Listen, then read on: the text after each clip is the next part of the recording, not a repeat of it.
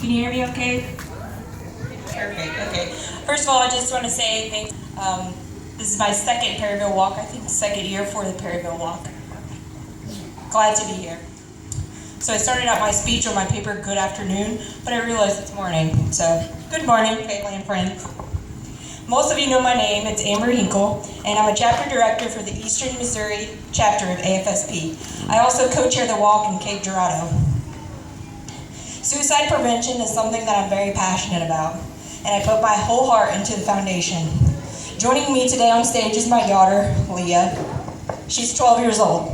I'll let you tell her about herself. But Leah and I started this journey together 5 years ago. Along the way, we've encountered so many personal struggles and dealt with a couple of losses on our own. She has always been a survivor and a true advocate for suicide prevention, but this year has been one of the toughest years as a survivor, as she lost a close friend.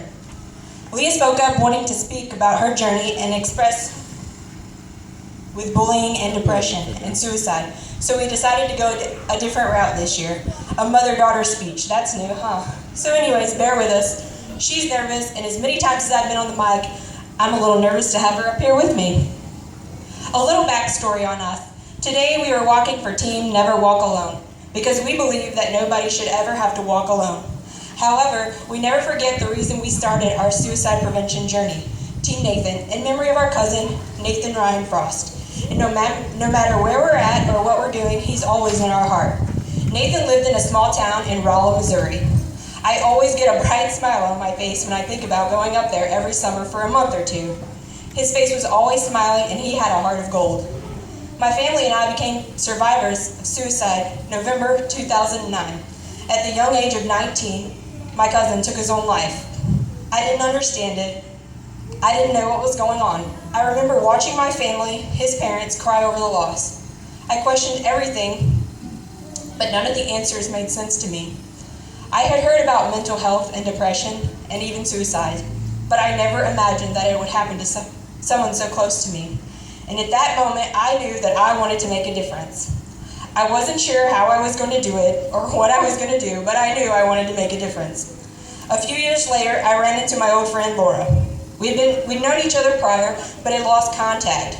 Approaching her second year of the Cape Girardeau walk, she asked me to join her. And I called around, and quickly Team Nathan became a thing. And 5 years later, here we are. I've personally encountered several people over the years dealing with mental illness and or loss by suicide. I quickly became known in our community as the Suicide Girl, and I was totally okay with that. Sorry.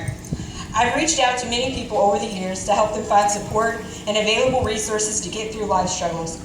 But let me say, it's totally different when it's personal. It's a lot harder to look and ask for help for yourself. In February of 2013, my life took a huge hit. My position as a business analyst at a local business, MedAssets, was eliminated without any warning. Not only did this affect myself, but it affected my children, my husband. I would never admit it then, but I started into a deep depression. My anxiety was almost uncontrollable. The pressure of being a mom, a wife, took a huge toll on me. I had never been without a job like that before. I started to feel worthless, useless, and basically embarrassed. I pushed everyone away I knew, including my husband, who was already working 4 jobs to provide extra for the family. Knowing we would be okay, I was still stressed and worried about looking like a failure. The days turned into weeks, and the weeks turned into months. And although I started a new job fairly quickly, it was not a desired job. I continued to push everyone away. I remember wanting to reach out for help, but here I am, the co-chair of the Out of the Darkness Suicide Prevention Walk, and an advocate asking for help. That can't be right. I started to question a lot of things. Myself, my husband, my faith, my trust, my passion, and at that point, even my fears. I had let it get out of control. Depression started taking over my life. I noticed myself giving up, mainly on myself, but also my family, my marriage, and my career. My marriage took a true beating. They say the strongest couples are those who have been through everything that should tear them apart and come out stronger. And Brandon and I believe, are a true example of that. I won't go into details, just know that it was one of the hardest years of my life. But I never believed that it could happen to me, I'd completely given up. I finally understood what it felt like to not want to go on. I started to understand how someone could believe that tomorrow wasn't going to exist. I also began to realize why families blame themselves. But the truth is, when you're depressed, you don't really worry about what anyone else has to say. You continue to hear nothing. That's exactly what I heard, nothing. Most days, I was just trying to make it through the day. I finally gained enough courage to reach out to Laura and Rick, who's here in the audience today. We talked every day for hours, sometimes 2 or 3 times a day, and I finally took the courage to walk into the community counseling center. I'd be lying if I told you the day I walked into the counseling center, everything was perfect, but it wasn't. There was a long road to be traveled and a lot of repair to be done. I can't be more proud of my family and standing by me through those hard times. Shoot. I am so thankful that I am so thankful that my sentence didn't end, that my life didn't end, and I'm thankful that I am here today to stand up to tell my story. Did you know that the most common side of suicide is untreated depression? Did you know that 105 people die by suicide each day? Think about that, 105 people daily. You never know what the person next to you is dealing with. Your voice could be something that changes that. I know whenever I spoke out to Laura and Rick, their voice helped me change my day-to-day actions. So it's up to us. I'm a strong believer in the Be the Voice campaign. We are the voice, and these children out here are our future. That's why I wanted Leah to tell her story. It's a little bit different from a personal struggle. She's going to talk about bullying, and I'll just let her tell you her story.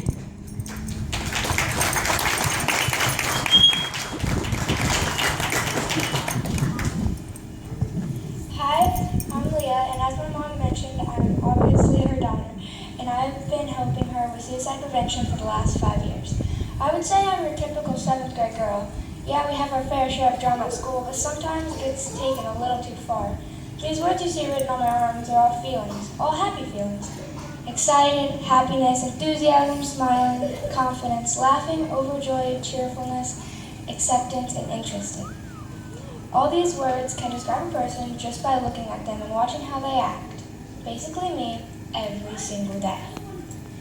Honestly, most of the time a person is not going to come out and tell you they're being picked on or that they're being bullied. Most try to deal with things on their own. They feel like talking about it will only make it worse, and then add to the drama and stress that already exist on the average teenager. So keeping it a secret must be the only option, right? I disagree, and I'm here to tell you that talking about it can make a difference, because it's our job. Yeah, we have a job even though we aren't 16 yet. It's our job to be the voice.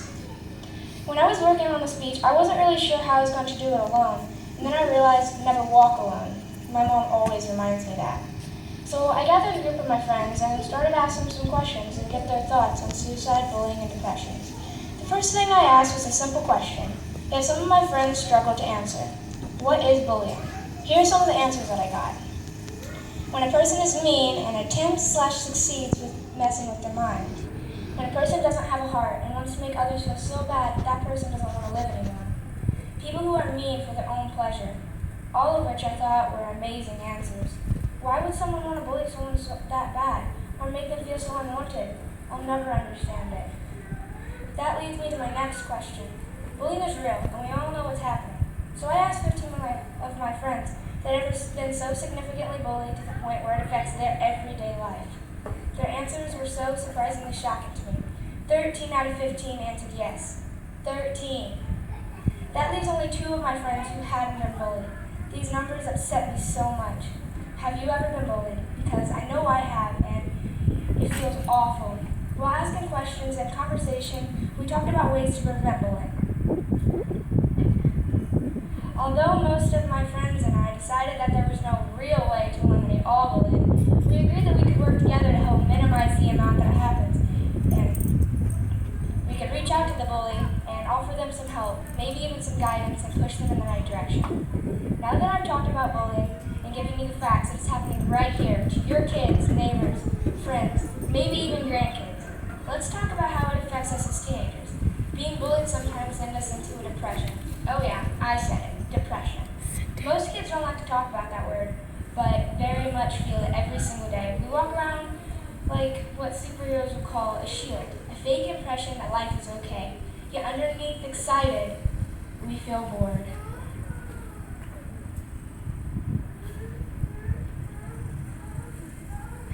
And although we may be showing happiness, we have sadness hidden inside us.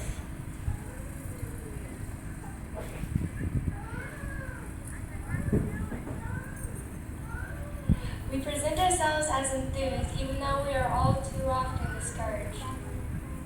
And smiling on the outside, we're truly frowning on the inside. All hidden emotions. And that proves that you never know what the person next to you is dealing with and what they have hidden away for the day. Showing confidence on the outside so you aren't made fun of is so easily done. However, doubting ourselves seems to happen all too often. When we show things like overjoyed, cheerfulness, acceptance, interested, even while we're laughing, underneath we may really mean we're heartbroken, gloomy, rejected, careless, and truly crying at night. I wish I could stop bullying overnight. I really do. I wish I could help every single person struggling every day. I can't. I know I can't. I can work together with all of you, my family, and my friends to make a difference. Thank you guys for giving me the opportunity to talk and share with you my thoughts on bullying that leads to hidden depression. I hope that you guys today will make a promise to me that you will stand up to bullies and help those who are struggling.